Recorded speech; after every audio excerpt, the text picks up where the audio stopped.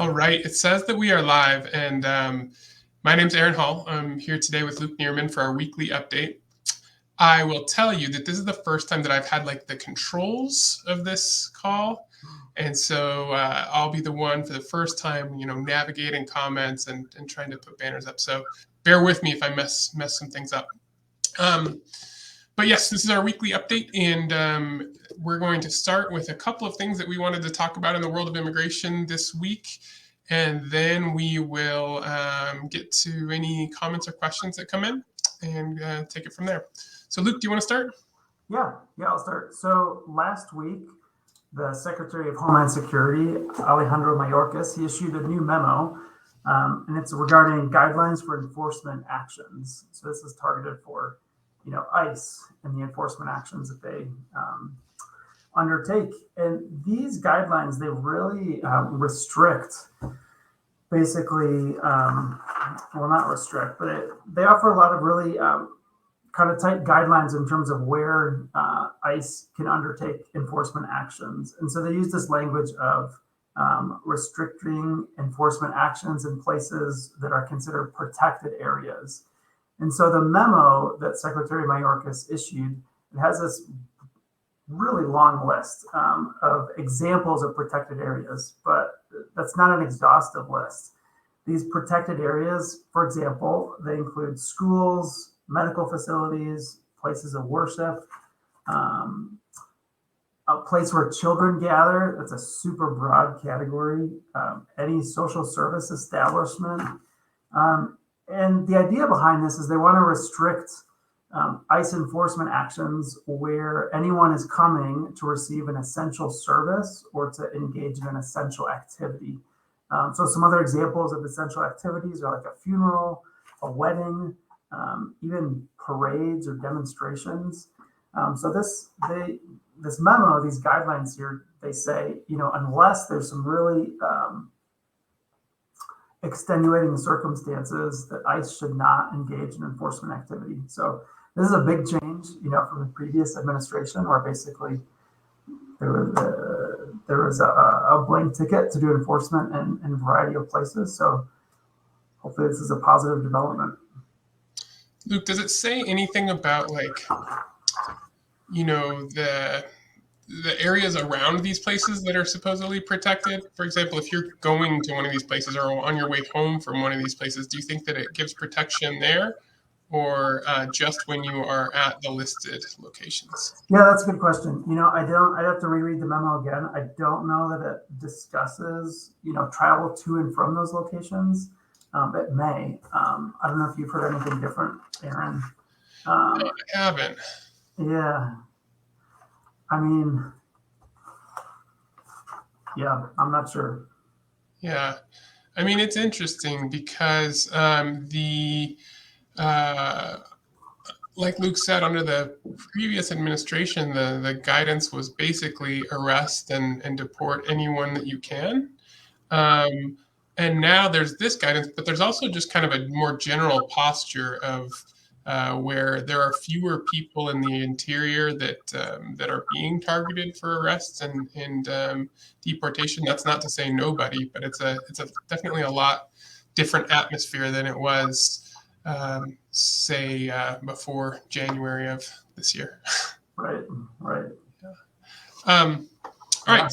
So another big thing that's going on right now is the efforts to get some kind of immigration reform done in Congress. So a little bit of background. This started with a plan to get a certain group of people qualified for green cards. So people who are undocumented to get them their green cards. And then there were also provisions for recapture of visas that have been wasted in the past few years for family, employment, and diversity visa cases. Those were kind of some of the main things. The Senate has these crazy rules, which I don't understand why they exist or why people decide they need to abide by them. But one of the rules is that when a bill is being passed in reconciliation, it only needs 50 votes, and it can't be, I guess it can't be filibustered, meaning it doesn't need the 60 that a lot of other bills need.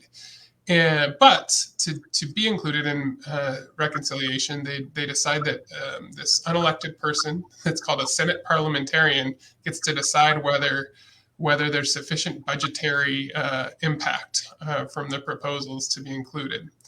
And to me, none of it makes sense. Anything that's passed in these bills or in anything else has a huge budgetary impact.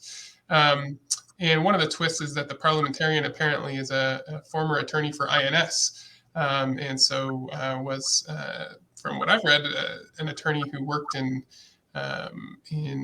deportation proceedings. And so it's a cruel twist of fate that that's the person who is making these decisions. So anyway, the parliamentarian said no to that first plan.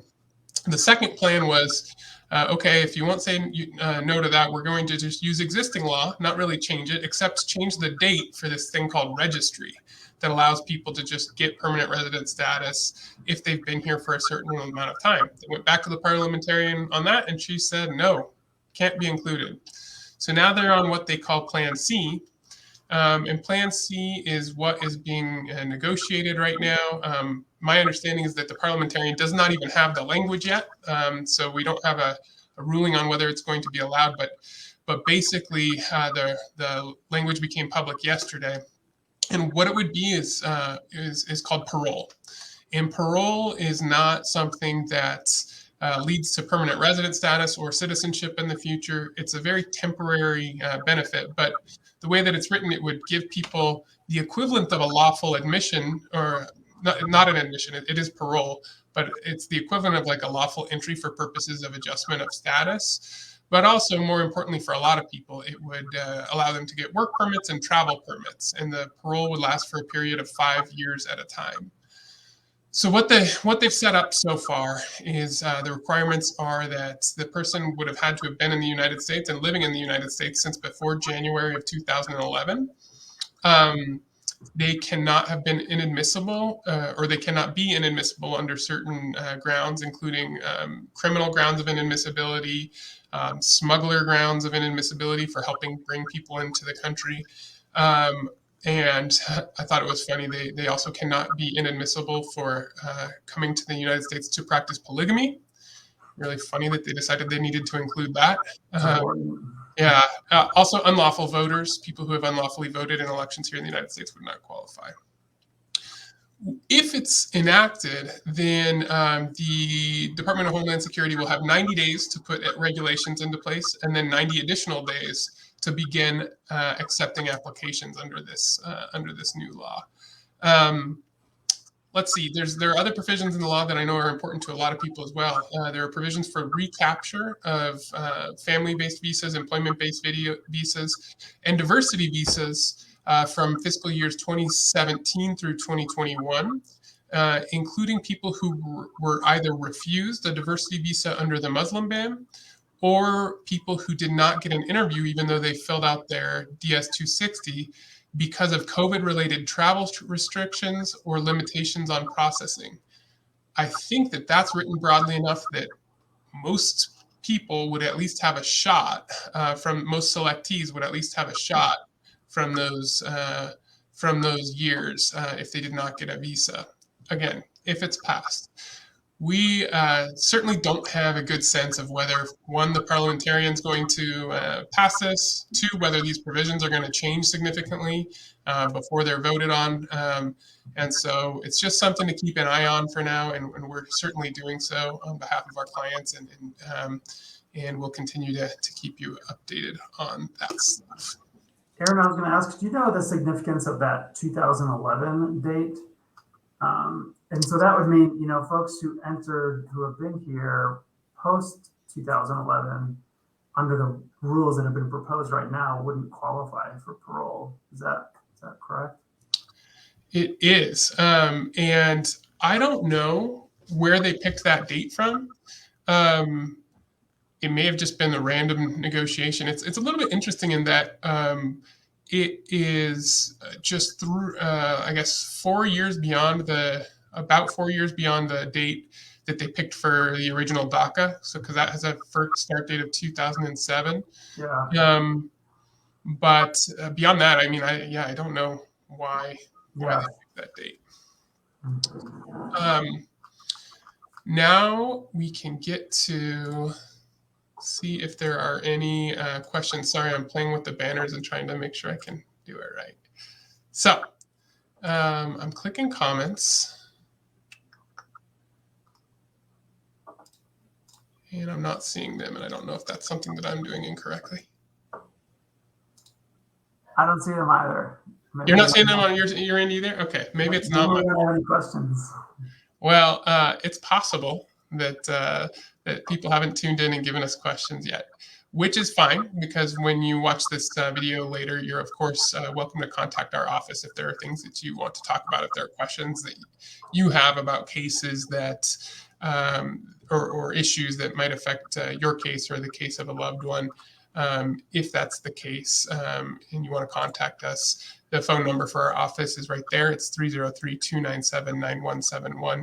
We are, of course, happy to talk to you and try to sort through any issues that you do have. Beyond that, I think that we'll just call that our update for the week, and we'll look forward to seeing everybody same time, same place next Thursday. All right. Bye, everybody. Bye, everybody. See ya.